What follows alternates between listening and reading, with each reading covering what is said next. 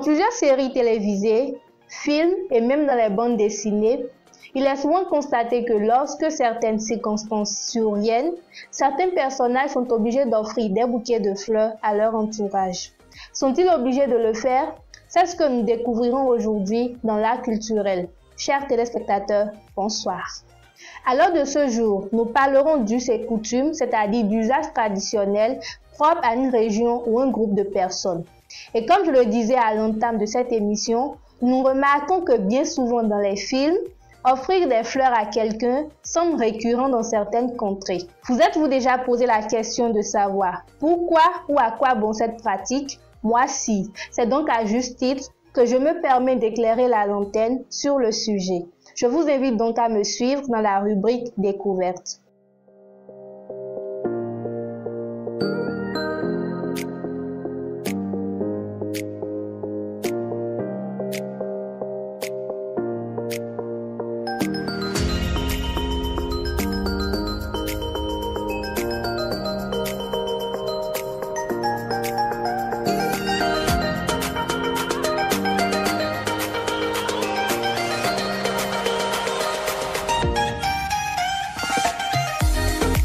Les fleurs ont des effets psychologiques. Elles nous apaisent, nous rendent plus sociables.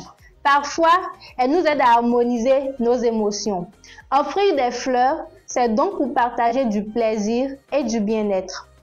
Souvent utilisé pour exprimer l'amitié, le bouquet de fleurs peut aussi être utilisé pour témoigner son amour tendre à quelqu'un. La bienséance voudrait que ce soit l'homme qui offre des fleurs à la femme.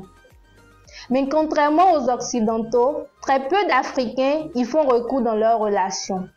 Au Bénin, par exemple, on en fait plus d'usage lors des obsèques, lors de la Toussaint ou pour souhaiter la bienvenue à une délégation. Vous vous demandez sans doute quel genre de fleurs offrir.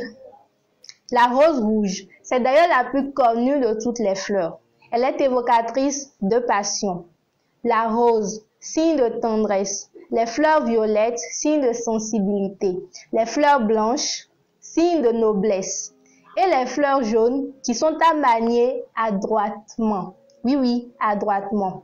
En effet, tantôt signe de gaieté, de joie de vivre et de bonne humeur, de réussite et de prospérité, elles sont parfois synonymes d'aveu, d'infidélité ou de trahison. À quelle occasion les offrir? Elles n'en manquent pas. La Saint-Valentin, la fête des mères, la Noël sont des occasions parfaites pour faire livrer des fleurs.